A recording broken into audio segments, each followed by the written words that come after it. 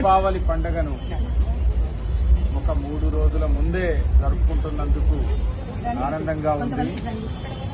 తెలంగాణ రాష్ట్ర భాషా సాంస్కృతిక శాఖ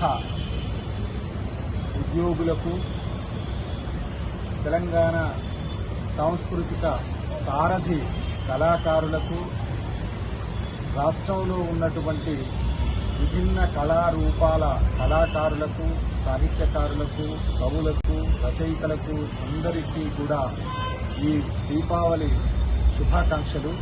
ఈ సంవత్సరం వారికి నిజానికి అన్ని రకాల ఆనందాలు కలగాలని, ఆనందం అనే దాంట్లో ఐశ్వర్యము ఉంటుంది, ఆరోగ్యము ఉంటుంది.